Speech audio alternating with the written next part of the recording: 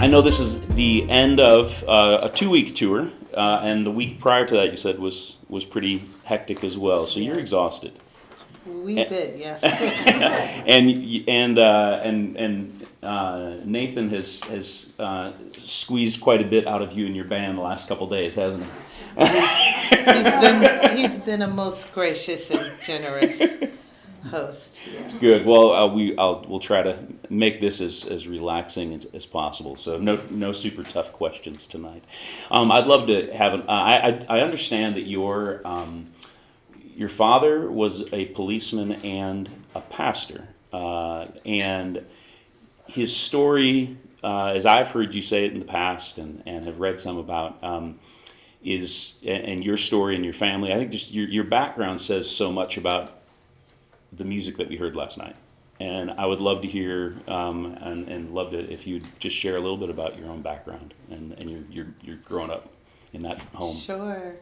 I'm the middle daughter of urban missionaries who went into the worst area of Philadelphia during the gang war years, 1960s and 70s.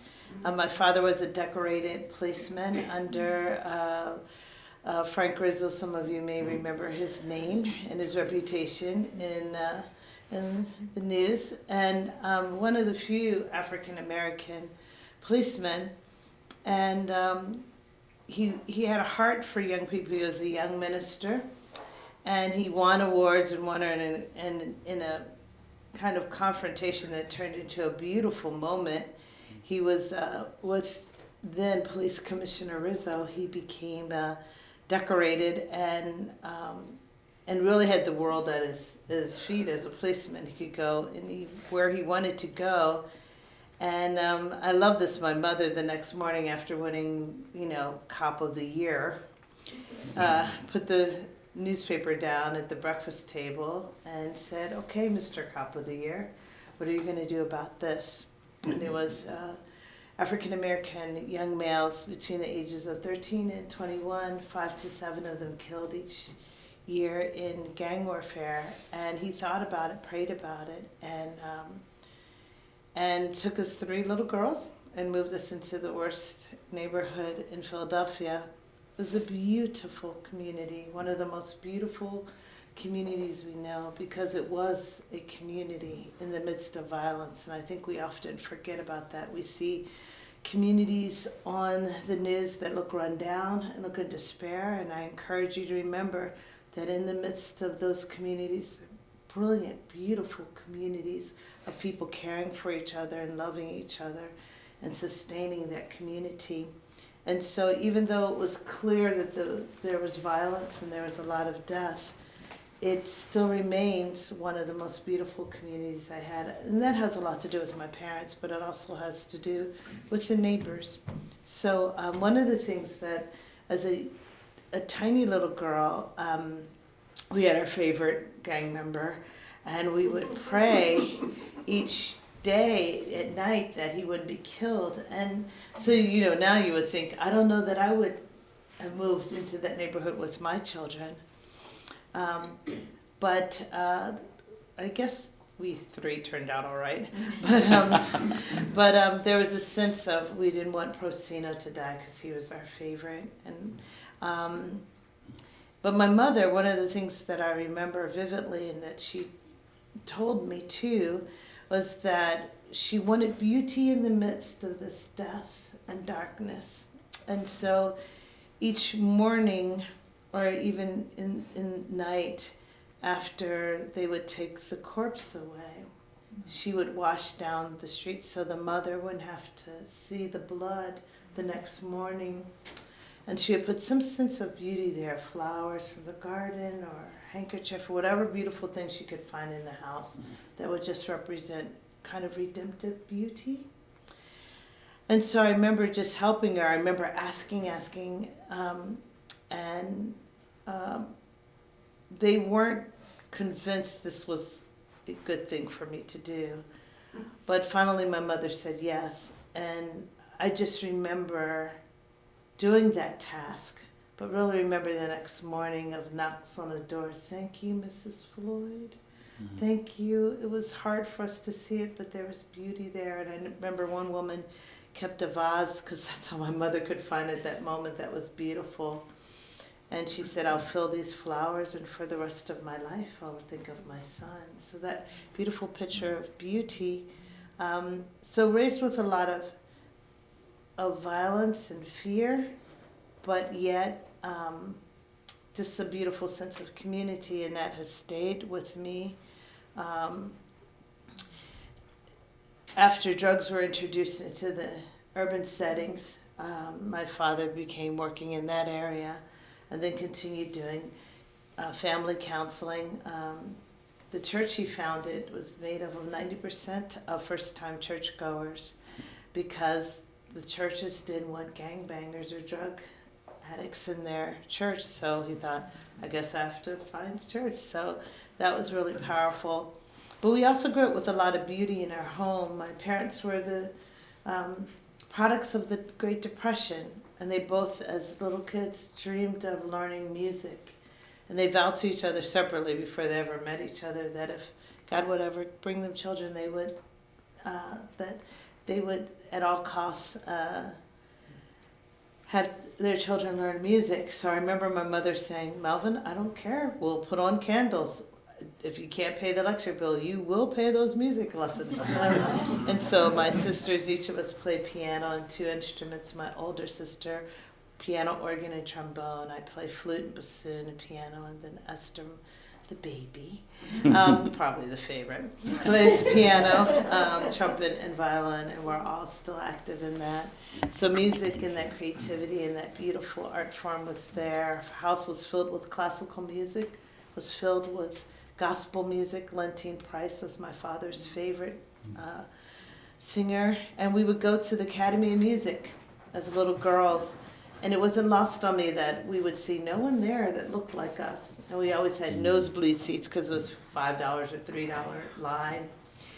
And I often remember that every time we entered, there were at least 5 or 7 people that said, oh, no, the R&B theater is down Broad Street. And I'm thinking, like, we have a ticket, how do you think we got up here? You know, but there was a sense of that this place wasn't for us, and we were dressed to the nines. Of course, my mother had us dressed, you know, beautifully, but there still was a sense that this wasn't meant for us. And it was a powerful moment to grace that stage many years later and sing. So yeah, it was there. That's a lot. I hear themes of beauty from ashes, or beauty from pain and hurt and death, even that redemptive beauty, as you said, but also maybe tell me if the word's too strong, but feeling ostracized in some places. It sounds like, and but also that you've come to music and justice and faith, all three in very naturally from your family, from just growing up in that environment. And those seem to be several themes that weave throughout your work. I want to come back to some of those in a little bit. So your musical journey, let's grab that one for a minute, that thread. That began with classical music. Yes. And when did that turn to jazz? And was that your family, your sisters? Did they take that route as well? What did that look like within your family and within your community? Sure, it was absolutely classical, but what went along with it, which I'm deeply grateful for, was African American gospel music. And so having those two genres together was really powerful and beautiful, contrasting, but a lot of similarities in a lot of ways. So it started in high school. I played flute, bassoon, and I loved the jazz band, but there was only one spot for the flautist, and that was for the principal flautist, and she was amazing, so I wasn't upset at all. But one time there was Dimitri Karigar, conductor, music director, said, the Alumni Association wants us to play jazz standards. and who would like to sing? And a young lady said, Ruth just sang at my church on Sunday. She sounded great. She can do it. And my parents had the tension of that kind of, is jazz the right, appropriate, which was really the kind of culture then. Is jazz appropriate? Mainly because of where they thought jazz was performed mostly. And so this profound misunderstanding of jazz improvisational music and all the things that are tied to why and where they were performed. And so we did not tell Mama. And so so I learned the standards and sang, and it was just so freeing. But I thought, wow, that was nice. And I went on and on and on. And it wasn't until my 20s later I started listening to it, loved it. But it wasn't until William Eggert came to do a singles young people's retreat and asked me if I would. They had him slated for a 2-hour solo piano concert. He was like, that's not going to happen. And he said, do you have any singers? And of course, and we went and did it, and it was amazing. And then he said, would you come to France and share? And became a really beautiful friendship, and a beautiful with his and his beloved wife, Barbara, and a beautiful musical, partnership that was really wonderful. I love my father. I'm a daddy's girl through and through. And the 20th was his birthday, but he's been gone 4 years. It'll be in April. I could not say no to those big brown eyes. And so when I recorded my first CD, I knew I couldn't say no if he said, oh, I don't think that's good. So I recorded without his knowing and then presented it to him. And he looked at it and looked and goes, oh, abide with me, good. But he began playing it more and more and came to love it in a way. Because that's fascinating. So I've heard you say in the past even that some in your in the circles, in your church circles, had called it the devil's music, and really gave your father a hard time without you knowing it. Is that the time? Yeah, I didn't know it. He was raising support, and he never told me. So he and I are sports buddies. We're sports buddies. I mean, oh my gosh, everything. So it sounds like, today they would probably call the parenting police on him. But we love boxing. I love boxing, so my mother was. But I remember as a little girl listening to the boxing. We were up late doing something, and it was just so fascinating. And my two sisters began to cry. It was Ali Frazier, and they began to cry because, of course, Howard Cosell was like, "Back to the head, blood pouring out." It's a trickle, but on the radio it sounds like and so I was fascinated. She said, "Melvin, this is not appropriate for girls." And so listened in the bedroom, and I ran upstairs and listened, and outside the door, and then I it was an old house. I moved in a creek and came out. And he goes, "Do you like this?" Yes. So became a love affair with just 3 girls. It was me and my dad's thing. We would he ate very healthy, but on Boxing Days we would get ribs. And we would just watch it. But it was during one of those times he said, "You know what, during the pre-fight, I'm not going to watch it. I'm just going to look over my sermon and make sure everything's all right. Would you go?" And I opened to look at it, and I saw a file. Like, why does my dad have a file on me? There's not a Mary file. There's not an Esther file. My sisters, why? And I opened it, and it was just letters from white churches, but predominantly African American, that said, "Your daughter has gone down the dark alleys of jazz, and she is now, run away from the Lord. We will pray for you. When you get your family together, come back and we'll consider, supporting you again." And then they were like, "Melvin, we heard about your prodigal daughter.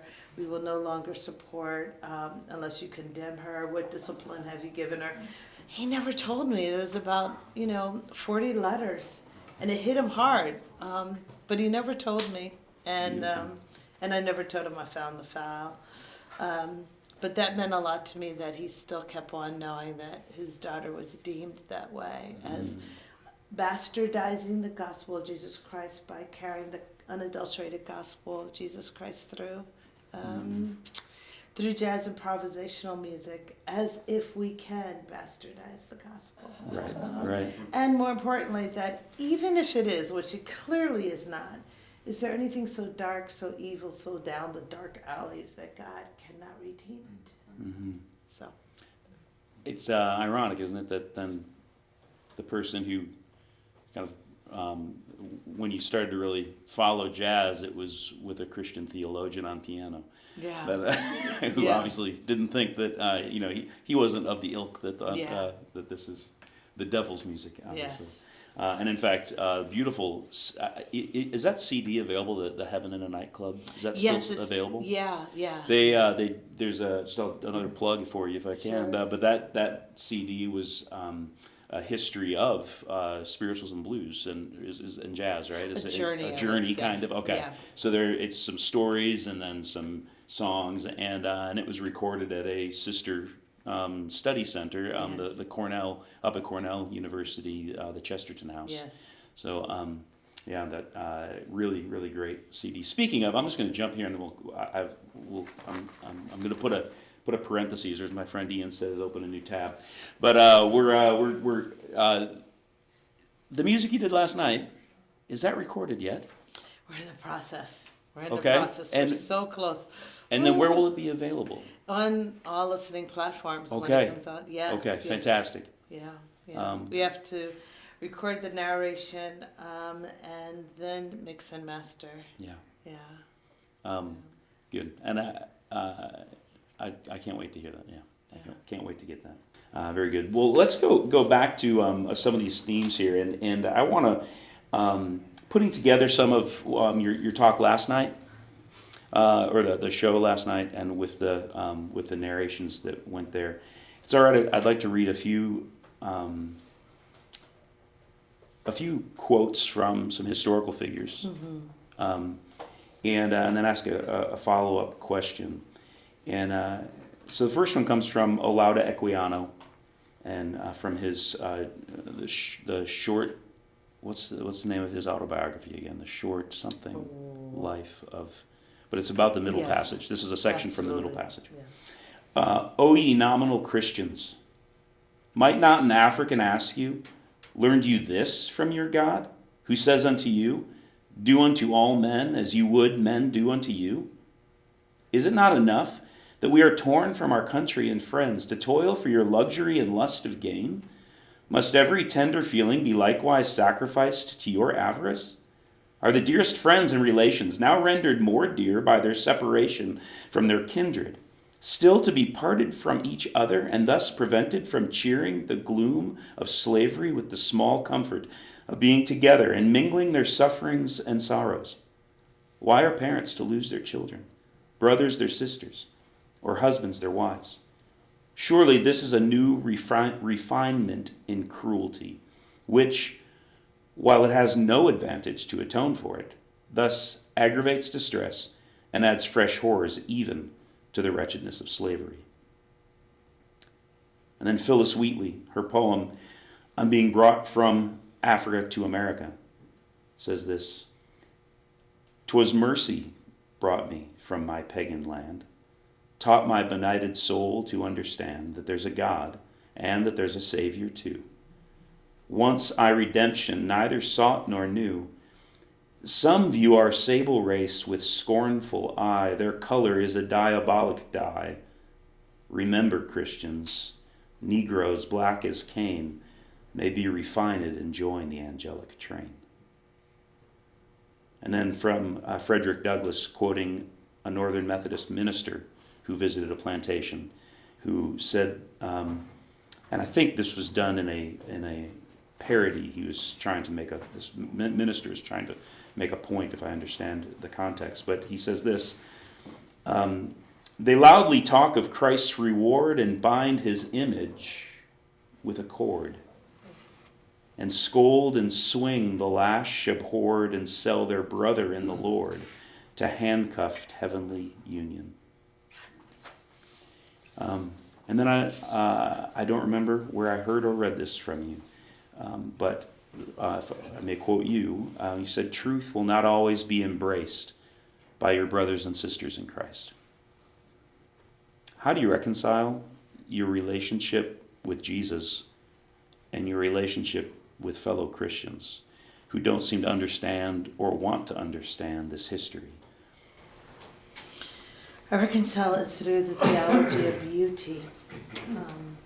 When we don't tell historical truth, when we sanitize, when we embrace false narratives, we lose the opportunity to show the world God's redemptive beauty. In every horrific act by mankind on this earth, there has been beauty there. Sometimes you have to dig beneath the rubble. But when we don't own up to it and we don't tell the whole truth, we lose that opportunity to show the world redemptive beauty. One of the biggest false narratives about slavery is that Christianity wasn't in Africa. And I don't want to take away from Phyllis Wheatley's world, but it's so clear that it was there. For Acts sure. chapter 8, you go to the ruins of the Ethiopian church before it hit Europe. But there's this false narrative during my parents' generation that slavery is bad, but God was working out together for your good. At least you came here and became Christians. Well, not with the slave Bible. Not with the Bible that took all of justice out of it. So you have a Bible that's this thick that goes to this thick. Not when you have the narrative of a 92-year-old man, African enslaved man, who says, when asked why he worked so hard, even when the master and mistress said, you've worked hard, you can stop, he still crawled to the fields to help pick because of the false theology, the hypocrisy of the gospel, in the sense of his master saying, the last shall be first and the first shall be last. If you work hard down here, you will have an opportunity in heaven to be my master. Don't you want to be my master? Then work as hard as you can. 92 years. He arrived at that plantation at 5. And even when he said, it's not that I want to return evil for evil and whip my master, I just want him to leave me alone. And if I'm the master, I can tell him to leave me alone. So there's, number one, reconciling those false ideologies of what is happening in slavery, even theologically taught the curse of Ham, those things that every other generational curse lasts a generation or two, but somehow this curse lasts forever. And so you have those things, but through the lens of beauty is that this strong community, this resilience, and I think most powerfully, and not many days go by that I don't think of the enslaved Africans and their sense of singing in the midst of this horror. I wish they knew that the melodies that they created would stand the test of time and would produce as no other genre in the world produced so much fruit. What am I saying? There would be no country, whether you believe Beyonce should be doing country or not. Black country has black roots. Mm-hmm. There would be no R&B. There would be no pop. There would be no jazz. There would be no blues. All from these people who were treated as subhuman, less than. I wish they were here to know that their music is sung around the world and celebrated and have given forth so much fruit. But it's actually in the midst of that beauty that God is working it out together for good. That in the midst we may not know and we may not live to see, but God is at work. I told the story, I'm sure Nathan's tired of hearing it, but Frederick Douglass always ended with hope. He brought the hammer, which I very much appreciated, but he also ended with hope, which I deeply grateful for. But there's this one time where he gave up hope. He just seen too much. The abolitionists were allies and not accomplices, most of them, which means allies, we walk with you until there's a great personal sacrifice and then we leave. Accomplices walk with you through that great sacrifice. And so he was beginning to learn that his white brothers and sisters, even though that they were fighting with him, that there came a point where they wouldn't continue with him. And he was very low in spirit. And he gives this speech, and he doesn't end with hope, and everyone is shocked. And a voice cries out from the back, "Is God dead, Frederick?" And he answers, "No." And then she goes, "There is hope. Get back up there." And finish with hope. And it was Sojourner Truth. Mm-hmm. And so for me, like in the midst of that, in the midst of knowing that my great-grandmother's mother was an enslaved African, and because she was 6'2", magnificent, strong, beautiful, stronger than any Caucasian male in the surrounding areas, was made to be a mule to signify to the rest of the plantation and that community, don't even think about running. So from sunup to sundown, she pulled the plow. She became a human mule, which is not productive. No. And she died at the age of 28 with her spine in the shape of an S. But from that place of humiliation to her slave quarters, she sought beauty. Whether it was a pine cone, whether it was a leaf, whether it was a stone, she would come in, put it on the butcher's block, and say, "There is beauty." I do not know how you can be dehumanized, seen as property, seen as not being human, and in the midst of that, search for beauty. But I know that God is working it out together for the good, because birth and her great-great-great-grandchild was the seeking of beauty, always looking, always searching. And so her life ended tragically. Her organs shifted and she couldn't. It was a long, painful death, but she birthed my great-great-grandmother before that, who lived to be 109 years old, and who finally at age, I think 107 or 8, shared the story.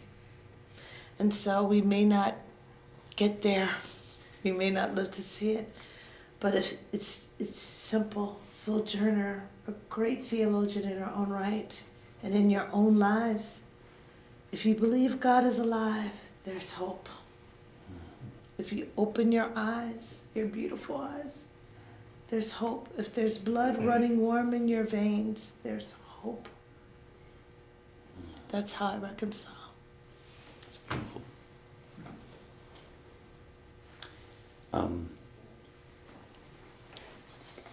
You talked about the wishing that those slaves whose music now is that you wish they could be here.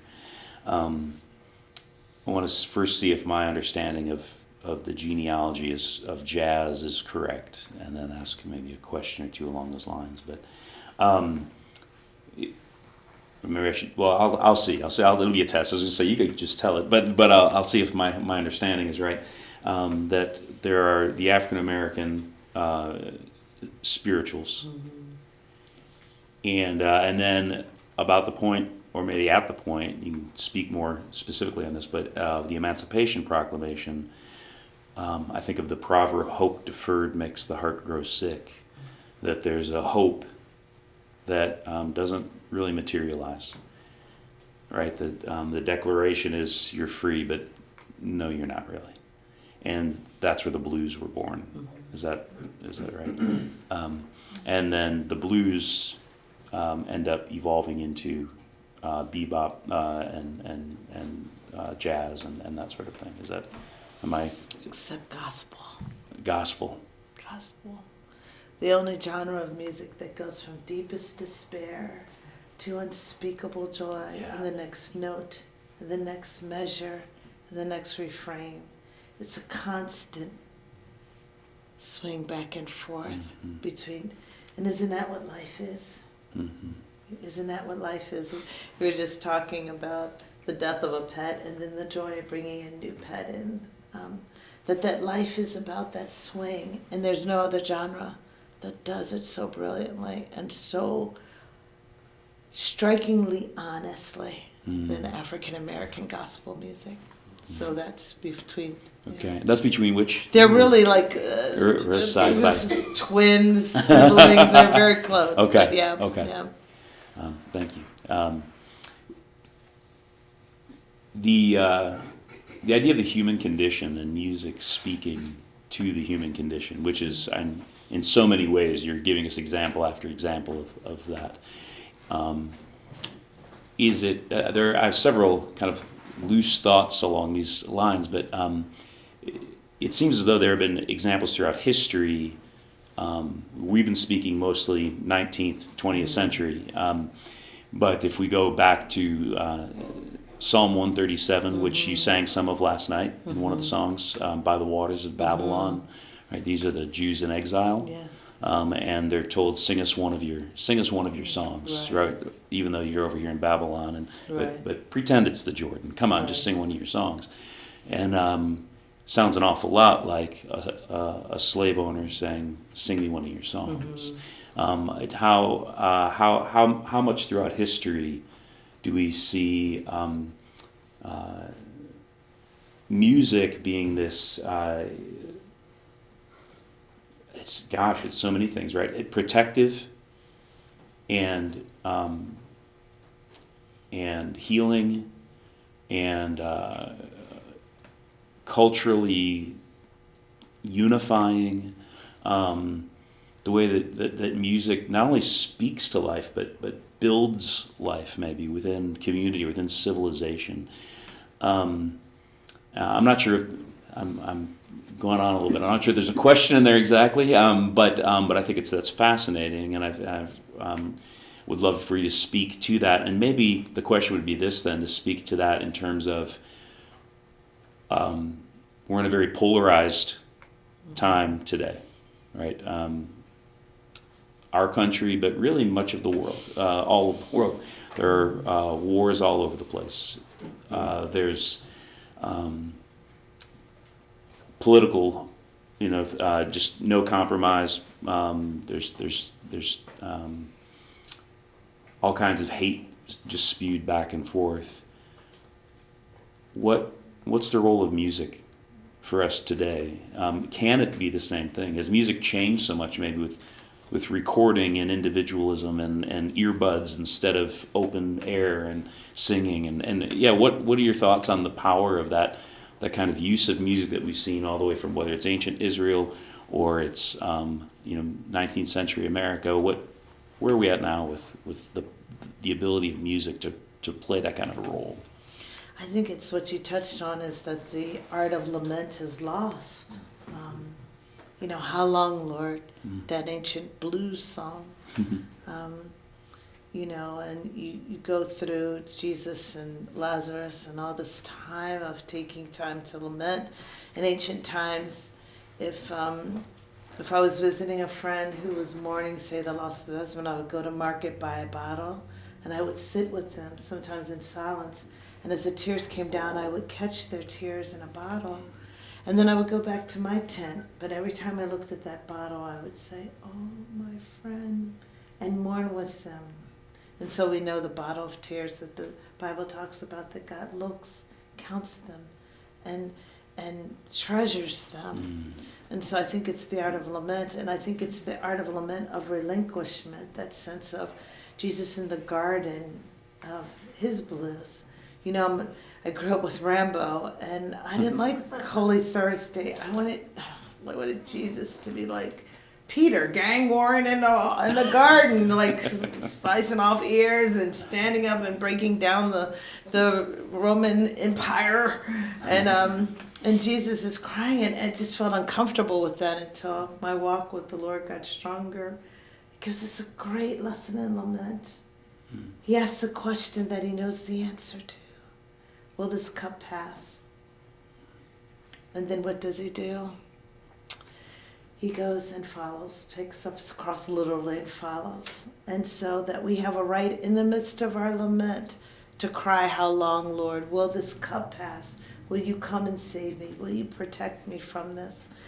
But when that answer is evidently clear, no, we are to follow. So in the midst of that art lament, what will we do? What's our next step in the midst of that? And then, I love Ma Rainey. I do. I love Bessie Smith. But the greatest blues singer that ever sang was Jesus. And the greatest blues line ever sung was, my God, why hast thou forsaken me? That is the essence of the blues, of God turning his back on himself and on his son. And you can't get more blues than that. Elsie was the matriarch of the slave plantation. Emancipation comes, and the enslaved Africans are rejoicing. And as the matriarch, she's to celebrate. They come, and she goes, not yet. And they go around dancing, come back. I'll see you, you need to dance. And she says, not yet. And they're dancing. And I think Elsie in her bones knew that freedom isn't free. And that she knew that freedom that they hoped and prayed for would not be delivered. But she says, not yet. Finally, the whole formerly enslaved people come and demand, and she says, I'll dance, but where's my father? Where's my mother? Where's my husband? Where's my children? Where's my sister, my brother? I'll dance, but not yet. Elsie again is teaching us that moment to lament and to remember. And so I think that's what's lost with technology. One great example is George Floyd would not be George Floyd if it wasn't COVID and we were trapped in our homes. We would have said, that's terrible. Oh my gosh, I got to keep an eye on that. I hope justice is served. And you go on. We can't handle all the tragedies and all the genocides and all that's going on in the world.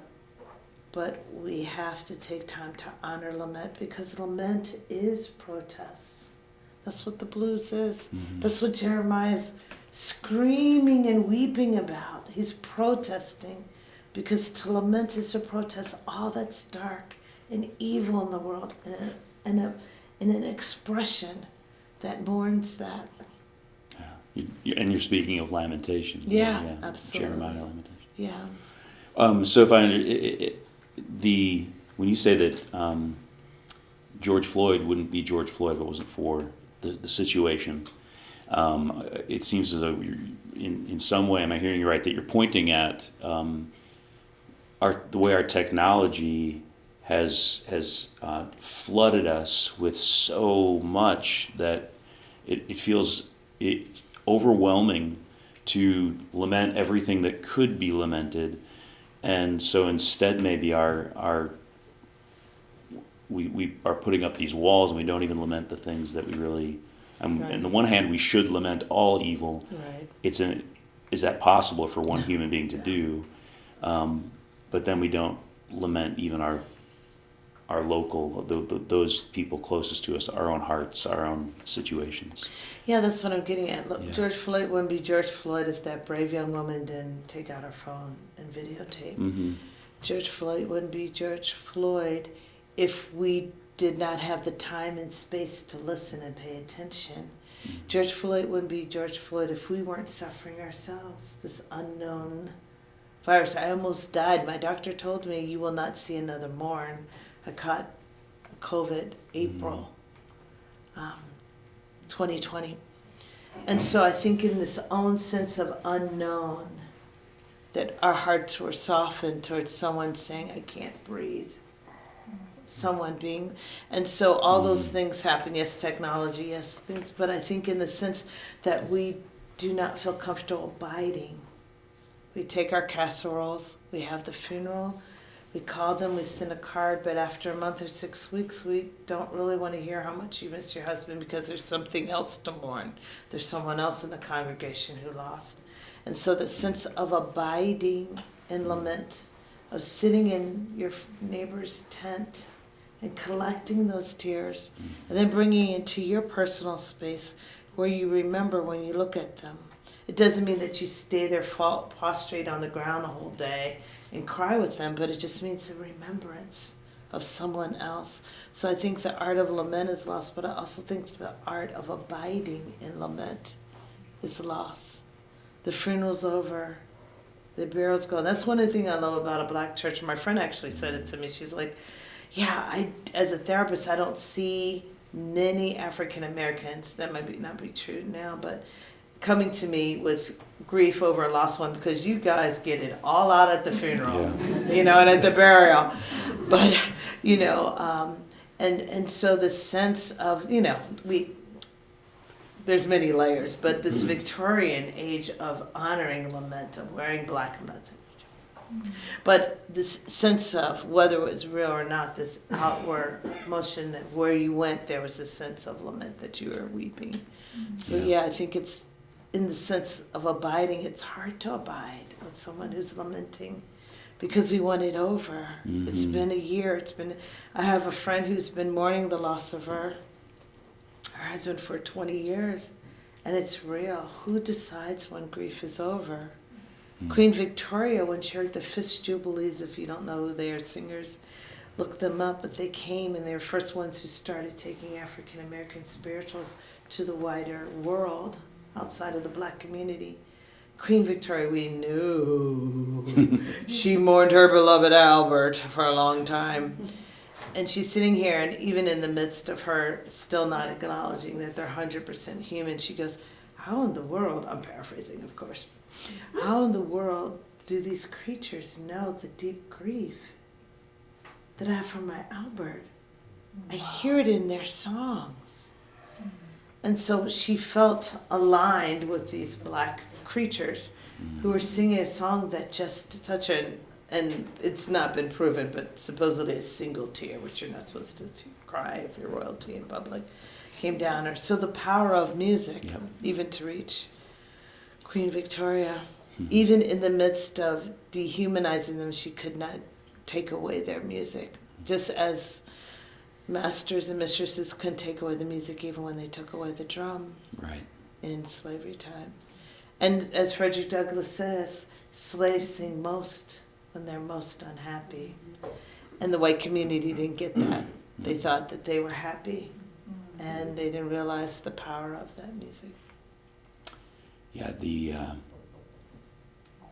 just 1 second, there's something in there that, well, two things, I guess, but, this past summer was the first time that one of my son's friends passed early, and a young African-American boy, high school boy, and we went to the funeral, 4 hours, 3.5 hours long. That's a short one. And I know, and it was, but I said,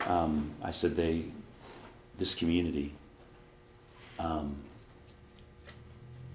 they know how to mourn the death and celebrate life simultaneously. There was laughter. There was laughter sadness. And singing and celebration right next to uncontrollable screaming. Weeping. And I thought, they get this right. Like, this is wow. That was very powerful for me. And reading Bill's book, he talks about the jazz funeral in New Orleans, and would you be willing to? I don't mean, this is kind of a off the cuff, but talk a little bit about what that is or was, or what's the, it seems, particularly the march through the streets of honoring those that are lost. And so there's this music that they're dancing, they're singing, but it's a tinge of the blues in the midst of that celebration. There's, if you listen to it, there's still that sense. So there's not this pushing away the pain and forgetting it, and now it's over. They're still present, but there's this sense of celebration of life, even though it's gone.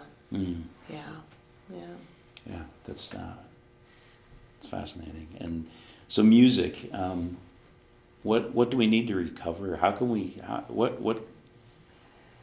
You're doing it, but in unfortunately small doses, right? It wasn't. I was on the one hand thrilled to see who came out last night to hear you sing and to hear the music, and on the other hand, I was a little disappointed that it wasn't completely packed.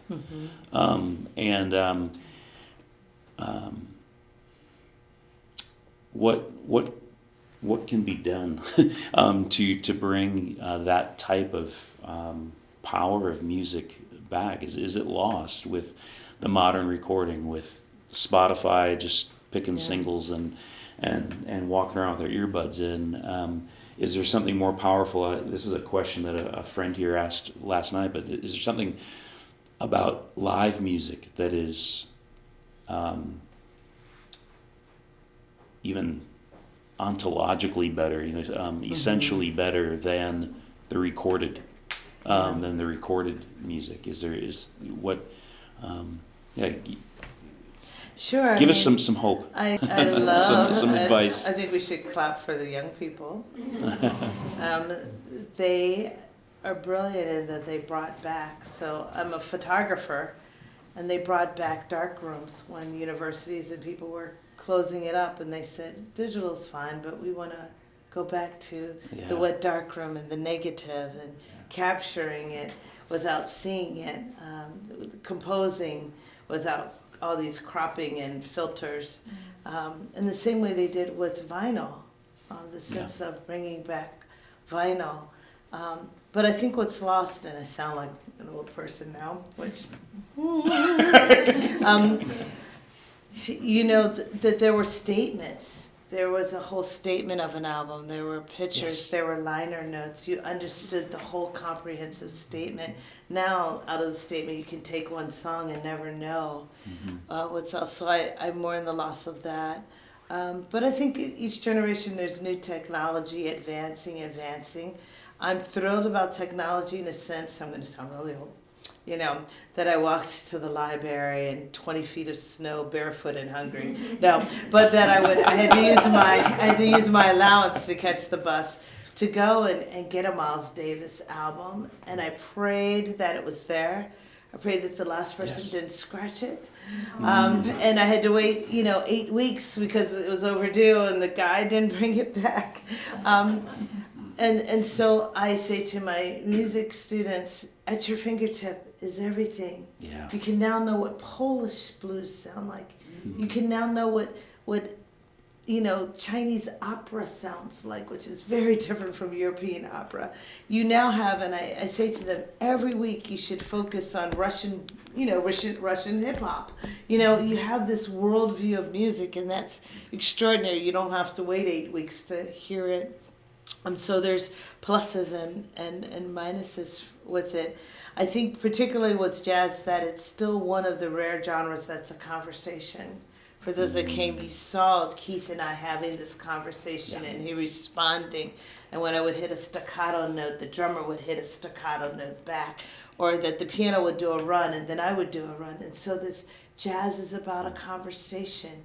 And it's about talking about a thing, but each of us bringing our own journey, our own history, our own culture, our own feelings to it, and that coming out within that theme. And so there's a chance for everyone in the ensemble to express themselves. And then we all come together and close on that theme. And it's really powerful, and it's really beautiful. And for me, it reminds me of the improvisation of God, that it should have been you and I on that cross. But God improvised and put there the improvisation from the beginning of, God first introduces himself not as Savior, Redeemer, Comforter, but as an artist. In the beginning, God what? Created. And so that's really beautiful. And then in the sense that there's protest, that jazz was birthed in protest. This music only came from blood. And we have so many people that come to this music not knowing the rich history, the cost, the risk of creating this music and playing this music. But it came by blood, so there's a sacredness of that. And that it was birthed in protest. And so I think of, as we're approaching that during this Lent season, of the place of protest where beauty and ugliness collided, where darkness and light battled, and that's the cross of Jesus, and beauty won, but it came at a high cost. And so that sense of listening to not only jazz, but listening to all sorts of music and supporting artists. I pray for a list of artists every Friday.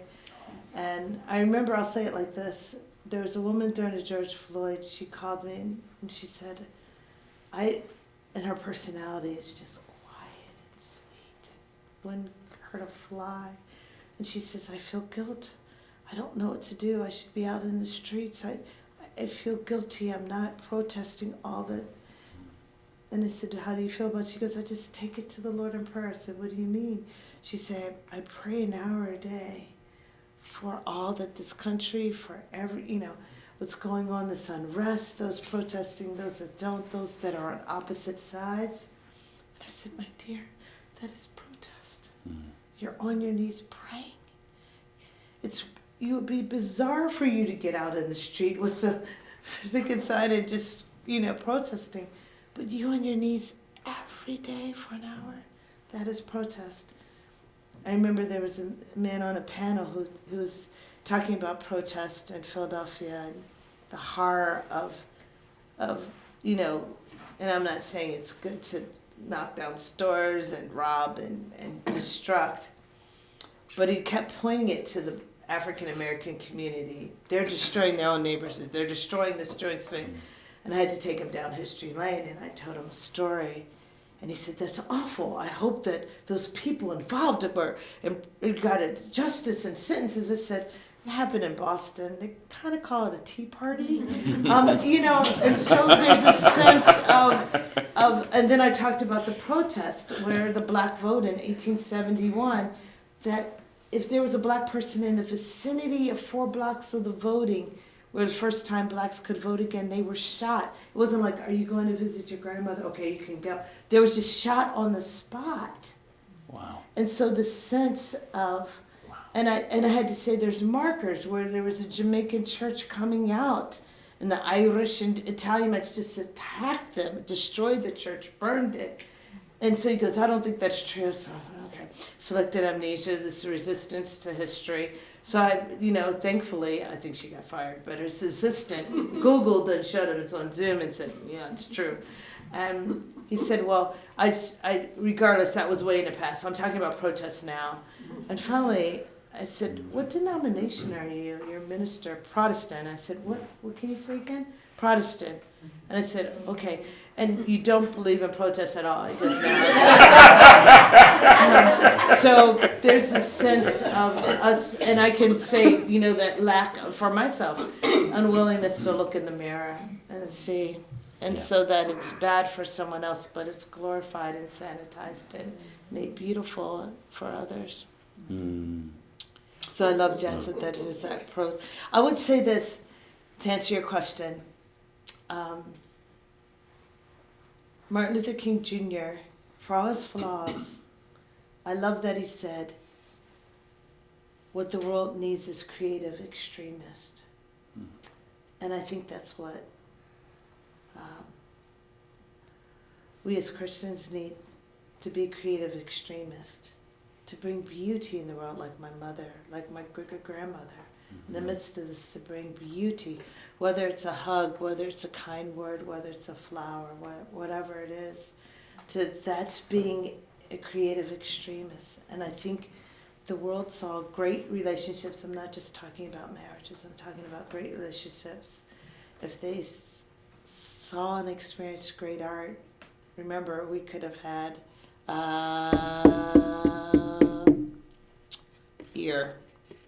Van Gogh. Sorry. What's up? You're more than an ear. But, Van Gogh. Oh. The church had him, and we didn't know what to do with him, and we let him go. We lost him, maybe. I don't know the final moments what happened. But if they saw great art and the sense of understanding the call of artists, and they saw excellent art, and if they saw the sense of beauty, I'm not talking about idolizing it, but beauty in hospitality, beauty in kindness, beauty in words and deeds, we wouldn't have to figure out how to get people to church. 9/11 in New York, lines around the block. People didn't know what it was they were searching for, but they knew where to go at that point, and they went to church. So many things have happened, and there's no lines around our blocks now. To come to church, to lament, to reflect, to be silent. Thank you. Beauteous Long protest. answers. No, it's good. Oh, so good. Thank you. Well, I'm going to ask you one last question, and then we'll open it up for questions here as well. Favorite musician? Oh, that's so hard. So hard. So hard. A favorite. Is that easier? One of your favorites, or three? I'm a softie. I am currently a scholar in residence at University of Penn, and I have the great honor of going through their archives, largest archives on the great contralto, Marian Anderson. And so I'll say her. I have many, but I'll say her now because I'm doing deep research on her to produce a body of music that honors her. She's known, and it's not fair, as a reluctant activist. And there's these grand, beautiful pictures of her at the Lincoln Memorial and Eleanor Roosevelt fighting for her. And she's not able to sing in Constitution Hall. And she sings at the Lincoln Memorial. And she looks amazing, elegant. But there's not the story that's behind the death threats of what courage it took to do that, to sing.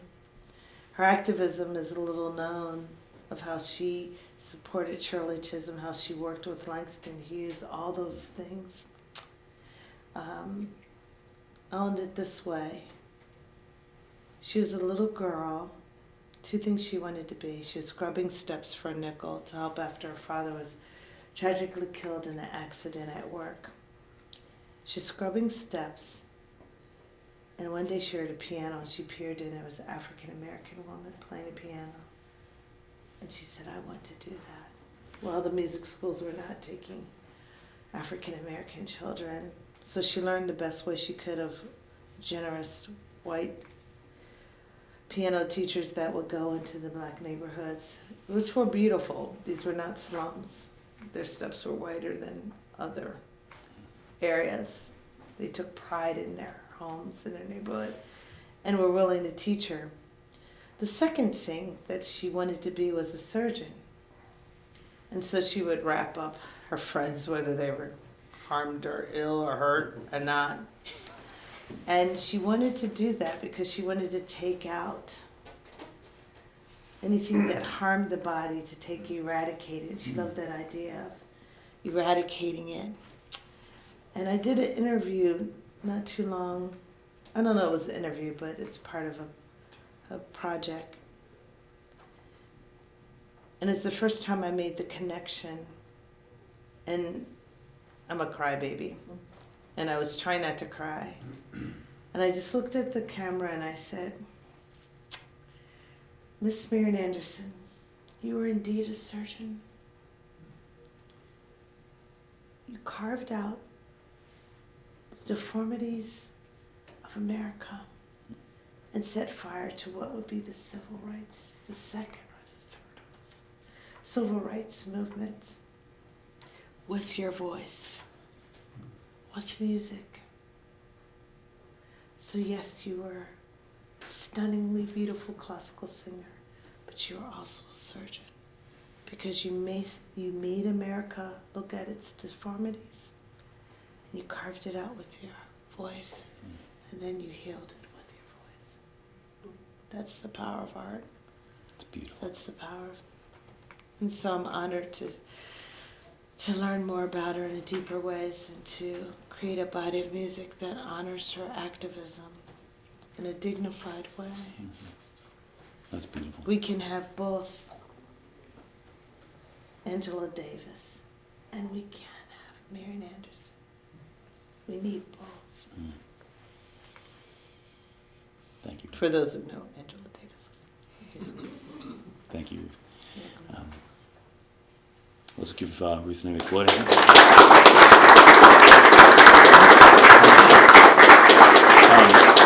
at that. Let's see if they have some questions for you. Okay, so some questions here, and would it Somebody, Diane, would you grab a glass of water? Oh, sure. That'd be great for Ruth. I've got some, but are you some? Thank you. Yeah.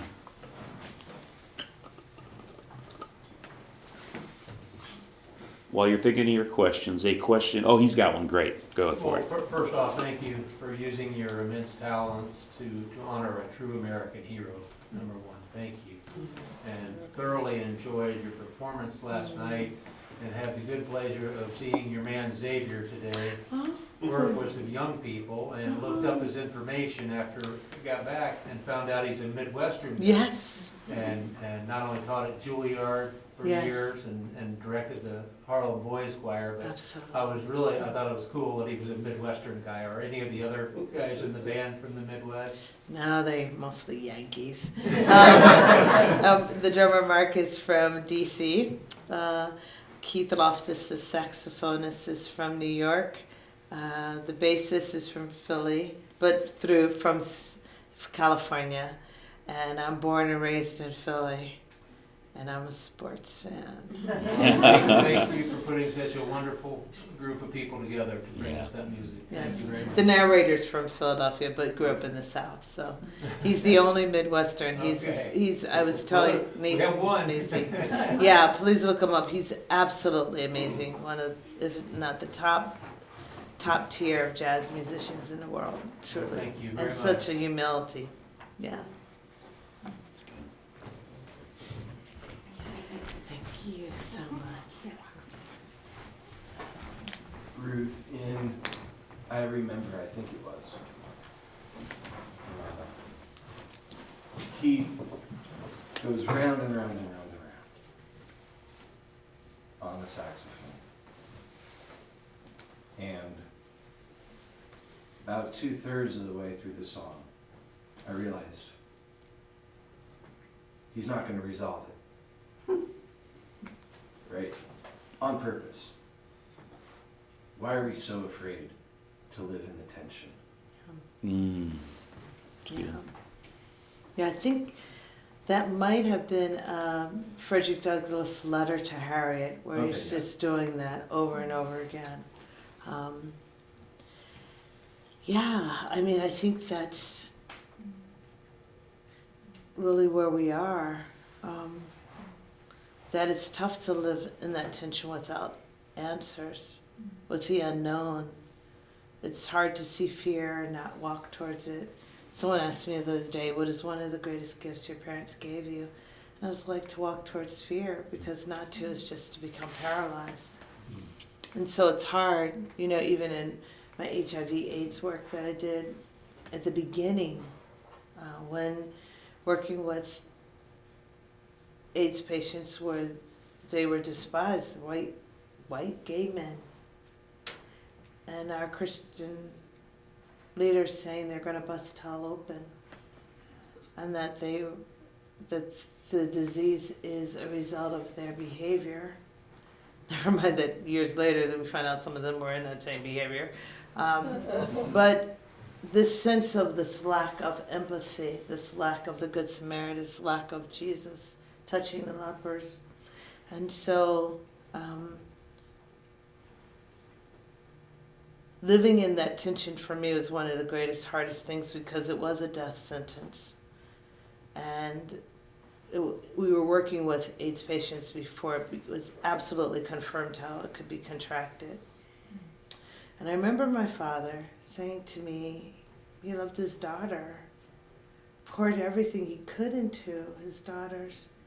And he looks at me and says, Ruth, you're going to give up your life for gay white men? And I said, I don't know if you know my father. But my father took his 3 little girls into the war, so I have a scar on my cheek. It was caught in gunfire.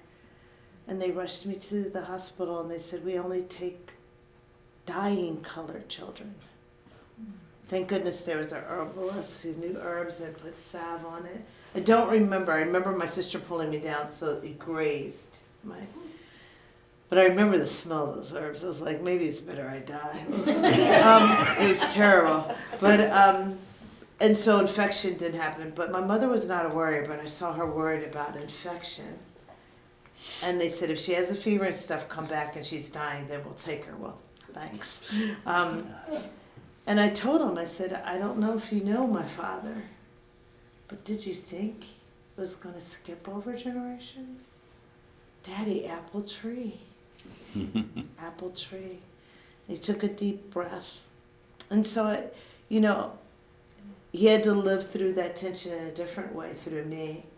He was so relieved when they found, not necessarily a cure, but when it became safer and people were living longer. And it was the moment he was scared most, not of gangbangers trying to throw him out or anything.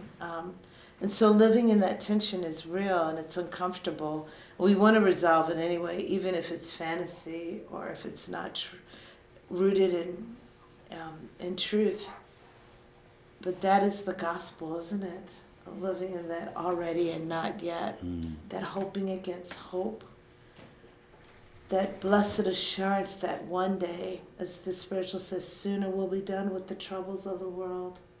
Go home to see God. But meanwhile, we have to learn in that tension. We cannot have those moments of Resurrection Sunday without the ugliness and the sorrow of Good Friday. And so when we exhale and say the prayer that Jesus said in the blues of his garden, while we're in the blues of our garden, not my will but thine be done, that we have the strength to walk through with him. And, the great philosopher. Plato? No. Who says, I can't believe in a God who doesn't dance. Oh, Nietzsche. Yeah, Nietzsche. And I remember saying, what can I believe? Well, I'm glad our God dances, first of all. But second of all, what is it about God? And I cannot and I will not believe in a God who hasn't suffered. A God who allows suffering, who hasn't suffered, who doesn't know what it's like, who doesn't go before us and doesn't walk alongside of us. I will not serve a God like that. And thankfully, I can serve a God who has done that. Yeah. And so I'm always looking to his suffering as a guide to live in those tensions and to, rejoice in those tensions.